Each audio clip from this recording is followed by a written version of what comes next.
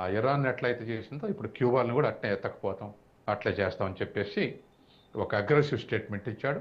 ఇప్పుడు ప్రపంచవ్యాప్తంగా రేపటి నుంచి క్యూబా చర్చ నడుస్తుంది, ఇరాన్ చర్చ మర్చిపోతారు. కాబట్టి ఒకటి దృష్టి మళ్ళించే అంశం, రెండవది ఎప్పుడు అగ్రెసివ్ నేచర్ తోటి ఏదో ప్రజల మధ్య అమెరికా ప్రజల్లో చర్చనీయాంశంగా ఉండాలన్నటువంటి ఎత్తుగడ దీంట్లో ఉంది. కానీ క్యూబన్ వాళ్ళు ఈ స్టేట్మెంట్ని వ్యతిరేకించారు. మాకు మేము కరువుతో బాధపడుతుండొచ్చు, మాకు ఆయిల్ లేకపోవచ్చు, మేము అనేక కష్టాలు అనుభవించవచ్చు, కానీ ఆత్మాభిమానం మాత్రం ఉంది అని చెప్పేసి స్టేట్మెంట్ ఇచ్చారు. మా దేశం కోసం మేము సర్వం త్యాగం చేయడానికి సిద్ధంగా ఉన్నామని ప్రకటించారు. కాబట్టి ఇవాళ ట్రంప్కు వ్యతిరేకంగా ప్రపంచ అభిప్రాయం మరింత అగ్రెసివ్గా, ట్రంప్ ఎంతైతే అగ్రెసివ్గా ఉన్నాడో ప్రపంచ ప్రజలు, దేశాధినేతలు వాళ్ళని వదిలేయండి, ప్రపంచవ్యాప్తంగా ప్రజలు అంతే అగ్రెసివ్గా ట్రంప్ వ్యతిరేకంగా ఉద్యమించాల్సినటువంటి అవసరం అయితే ఉంది. ఎందుకంటే ఈ దేశం ఆ దేశం అనే లేదు, ఇరాన్ ఇస్లాం దేశం, తర్వాత వెనుజులా ఇండిపెండెంట్గా ఎన్నికైనటువంటి అధ్యక్షుడు, ఇప్పుడు క్యూబా కమ్యూనిస్ట్ దేశం, ఇట్లా రకరకాల దేశాలు. కాబట్టి గత ఏడాదిగా ప్రపంచ ఆర్థిక వ్యవస్థని ఈ ఈ టారిఫ్ల ద్వారా కుదేలు చేశాడు. ఇప్పుడు యుద్ధాల ద్వారా మరొకసారి ఆయిల్ గల్ఫ్ని చేతులు పట్టుకోవటం, ఆయిల్ షార్టేజ్ సృష్టించడం ప్రపంచవ్యాప్తంగా క్రైసిస్లో ఉంది. కాబట్టి ఇటువంటివి ప్రపంచవ్యాప్తంగా సృష్టించి అమెరికాని ఎలివేట్ చేయాలి, డాలర్ ఆధిపత్యాన్ని నిలబెట్టుకోవాలనేటువంటి, తర్వాత పెట్టుబడుల సమీకరణ జరగాలి. ఈ 3 లక్ష్యాలతోటి ఇవాళ ట్రంప్ ఇటువంటి అగ్రెసివ్గా విధానాలకు పాల్పడుతుంటారు. అయితే సత్యం గారు, ఇక్కడ మనం చూస్తున్న ప్రపంచ దేశాలు అన్నీ కూడా ట్రంప్ను వ్యతిరేకిస్తున్నటువంటి సిచ్యువేషను. అయితే గతంలో కూడా అమెరికాను చాలామంది అధ్యక్షులు పాలించారు, కానీ వారి అధ్యక్షతన ఏ విధంగా నడిచింది అమెరికా, అప్పుడు పరిస్థితులు ఏ విధంగా ఉండేవి సత్యం గారు? ఆ గతంలో సాధారణంగా డెమోక్రసీ అనగానే, కమ్యూనిజం అనగానే చైనా, రష్యా ఎట్లయితే మనం పేర్లు చెప్పామో, డెమోక్రసీ అనగానే అమెరికా, ఇంగ్లాండ్ పేర్లు చెప్తాం.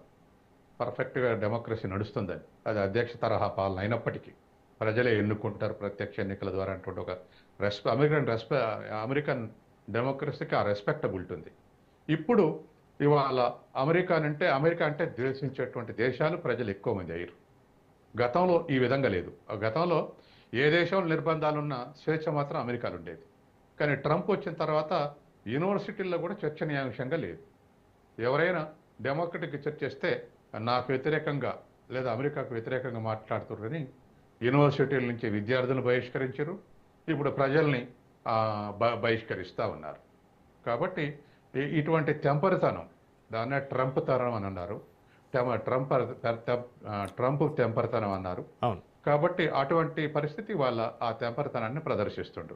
యుఎన్ అని హైజాక్ చేసిండు, డబ్ల్యూహెచ్ఓకి రెస్పెక్టబిలిటీ లేదు, బయటికి పోయిండు. మళ్ళీ ప్రపంచ పర్యావరణ కాపాడాలని అన్ని దేశాలు వరి అయి ప్యారిస్ అగ్రిమెంట్ చేసుకొని ప్రయత్నం చేస్తున్నటువంటి దశలో ఇతర అధికారాలకు వచ్చి మేము ప్యారిస్ అగ్రిమెంట్ వచ్చి పక్కకు వదులుతున్నామని పక్కకు వదిలిగాడు. ఇప్పుడు పర్యావరణ ఉద్యమం, పర్యావరణం కోసం చేస్తున్నటువంటి ప్రయత్నాలన్నీ నీరుగారిపోయే విధంగా చేస్తున్నాడు ట్రంప్. అంటే మానవాళికే ముప్పు. యుద్ధం ఎంత ప్రమాదం, ఇవాళ ప్యారిస్ అగ్రిమెంట్ ఫెయిల్ అయితే కూడా అదే ప్రమాదం. ఇటువంటి పరిస్థితులకు దారితీస్తున్నాడు. కొంతమంది దేశాల అనలిస్టులు అయితే ఇతను ఏమైనా షాడిస్ట్ అని కొంతమంది, కాదని ఇతను ఏమైనా సైకో అని కొంతమంది ఏమైనా మెంటల్ లూజ్ అని కొంతమంది ఇట్లా కామెంట్ చేస్తున్నారు. ఏది నిజమైనా ఈ సంక్షోభం చేయటం మాత్రం నిజం చేస్తున్నాడు. దేశాలన్నీ రష్యా, చైనా ఏం చేస్తాయని ఎదురు చూసేదానికన్నా ప్రపంచవ్యాప్తంగా కూడా ప్రపంచ శాంతి కొరకు చేయాల్సిన ఉద్యమాల యొక్క కర్తవ్యం మాత్రం ఎక్కువ ఉంది. సహజంగా అపోజ్ చేస్తాయి, రష్యా, చైనా అపోజ్ చేస్తాయి ఇటువంటి దాన్ని. అది అయితే ఇది కేవలం జోక్ అనడా, ఇంకో వార్త కూడా ఉంది, లేదా ఇరాన్ నుంచి దృష్టి మళ్లించడానికి అనడా, లేదా నిజంగానే పాల్పడతారా, ఇటువంటి ఎంత చర్చనీయాంశం. ఉదయం నుంచి చర్చ జరుగుతుంది. కాబట్టి దేనికి పాల్పడతారనేది మనం వేచి చూడాల్సినటువంటి అవసరం ఉంది.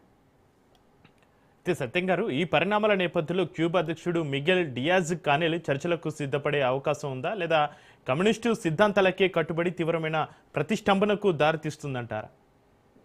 ఖచ్చితంగా ఎప్పుడైనా ఇప్పుడు క్యూబా మీద మీరు అణు కార్యక్రమాలు చేస్తున్నారనో, లేదా ఆటమిక్ మిజైల్ చేస్తున్నారనో ఇటువంటి ఆరోపణలు లేవు క్యూబా మీద. మరి ఎందుకు అంటే అమెరికాని ప్రశ్నించడానికి వీల్లేదు అంటోండి ఇప్పుడు ట్రంప్. కాబట్టి ఇటువంటి పరిస్థితుల్లో ఖచ్చితంగా వ్యతిరేకించాల్సినటువంటి అవసరం ఉంది. ఎందుకంటే ఏ దేశానికి ఆ దేశానికి సావరెంటీ ఉంది. అవును. ఎవరి ఇష్టమైనటువంటి సిద్ధాంతాన్ని వాళ్ళు అనుసరిస్తారు. ఎవరి ఇష్టమైనటువంటి మోడల్ని, ఆ మోడల్ డెమోక్రటిక్ మోడల్ కానీ డెవలప్మెంట్ మోడల్ కానీ వాళ్ళ ఇష్టం. ఆ దేశం ఇష్టం. సావరింటి ఉన్నటువంటి దేశం ఇష్టం. కాబట్టి ఆ ఇష్టానుసారం పరిపాలిస్తుంటే ఆ, ఆ, అమెరికా ఎవరు అడ్డుకోవటానికి? కాబట్టి అమెరికా ఇష్టానుసారం పరిపాలించాలి ఏ దేశమైనా అంటుండు. ఇది ప్రపంచం యాక్సెప్ట్ చేయదు కదా, ప్రజలు కూడా యాక్సెప్ట్ చేయరు. కాబట్టి క్యూబా మీద చూపెట్టే కారణం ఒకటి లేదు. గతంలో వెనిజులా మీద డ్రగ్స్ అని దాడి చేశాడు, ఏం డ్రగ్స్ లేవు. ఇరాక్లో జీవాయుధాలు ఉన్నాయని దాడి చేశారు, జీవాయుధాలు దొరకలే.